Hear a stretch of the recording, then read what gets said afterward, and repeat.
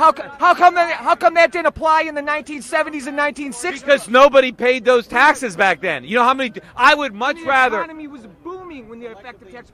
Because no one paid those high taxes. Direct correlation with the national debt and the lowering of the effective tax rate on the wealthiest people in this country. You're not fooling anybody. Well, first of all, wait. Statistics. We've all read it. Okay. There is no such thing as trickle-down economy. The only thing that trickles down is you guys. The income tax didn't even start until 1913. So before that, there were no income taxes at all, and we built the wealthiest country in the world. We had the Industrial Revolution. The Great Depression. We know though. What are you talking about? In No. 1913, we had the Great Depression. No, because it was the lowest effective tax rates. That's why we had Hoover bills.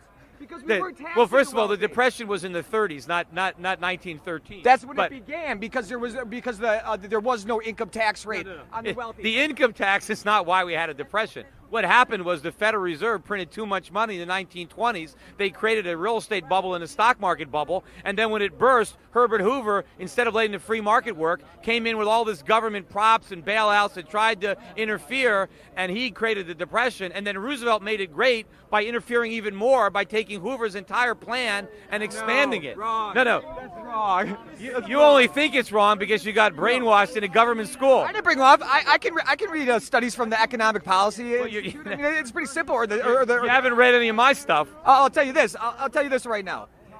When FDR raised the effective tax rate for millionaires throughout this country, we saw the biggest expansion of the middle class and elimination of poverty in this country. We saw growth. You're just making this stuff up. This is just revisionist history. All right, let's talk about now. The suburbs in America, when were they built? How would taking money away from businessmen, let's say the government was going to take 70% of my income away, the income that I would use to invest in. Your income after you make Right. $2 million. All right. So that is the money that I would. $2 Okay. million. Okay. So the money that. So let's say I'm making $10 million. The government says, okay, we're going to take $7 million away from you.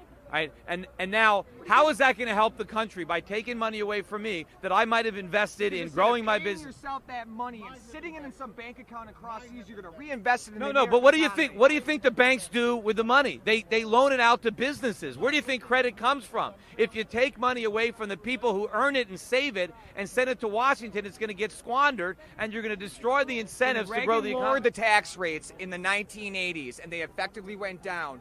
You see a decline you see an increase in the national debt, and you see a decline. That's because in the middle class. No, but that's because the government kept spending money. You can't blame the problems on the tax cuts. I know. You got to blame. We should spend money on the homeless and the poor and the sick. We should. That's not where the money was going.